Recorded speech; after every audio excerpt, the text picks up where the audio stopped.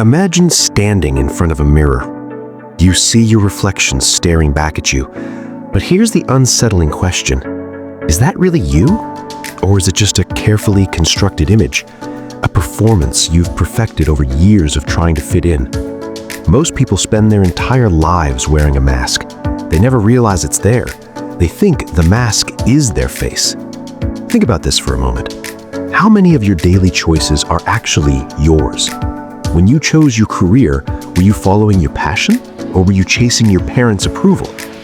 When you speak in a room full of people, do you say what you truly think, or do you calculate what will make others like you? This isn't a criticism, it's an observation, because we've all done it.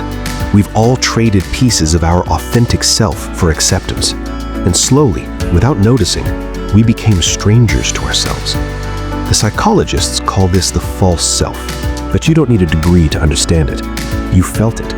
That hollow feeling when you get what you thought you wanted, but it doesn't satisfy you.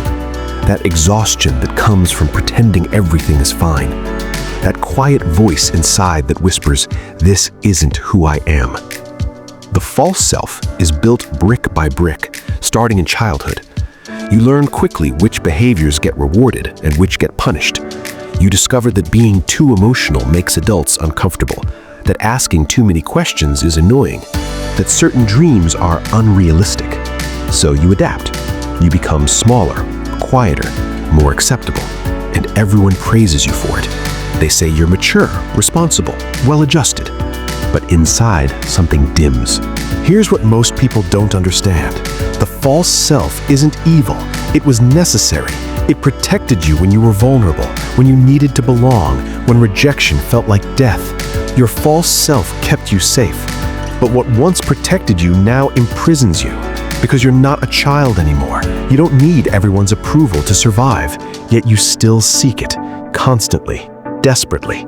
You edit your thoughts before speaking them. You choose clothes that send the right message. You laugh at jokes you don't find funny. You stay in relationships that drain you. You work jobs that kill your spirit. All because some part of you believes that if people saw the real you, they would leave. But here's the truth that changes everything. The real you is not broken. The real you doesn't need fixing. The real you has been waiting patiently beneath all those layers of conditioning, all those years of performance. And the moment you start listening to that voice, everything shifts. It starts small. Maybe you say no to something you don't want to do. Maybe you admit you don't know instead of pretending. Maybe you let yourself feel anger without apologizing for it. These tiny acts of authenticity feel dangerous at first. Your false self will panic. It will whisper all your old fears. They'll judge you. They'll reject you. You'll be alone. But something miraculous happens when you push through that fear. You discover that the people who matter don't leave, and the people who leave, they were never yours to begin with. They loved your mask, not your face. Breaking free from the false self isn't a single moment of awakening. It's a series of small rebellions. It's choosing honesty over likability. It's letting yourself be imperfect in public. It's pursuing what genuinely excites you, even if it seems strange to others. It's saying, "This is who I am," and meaning it. Will everyone understand? No. Will everyone approve? Absolutely not. But here's what you gain: yourself. You gain the freedom to breathe fully, to create without apology, to love without losing yourself, to rest without guilt. You gain the quiet, unshakable peace that comes from alignment, when what you think, what you say, and what you do are finally the same thing. So I'll leave you with this. What would you do differently if you stopped trying to be who you think you should be? What would you say if you weren't afraid of the reaction? What would you create if you knew no one was watching? These questions aren't meant to be answered quickly. They're meant to wake something up inside you.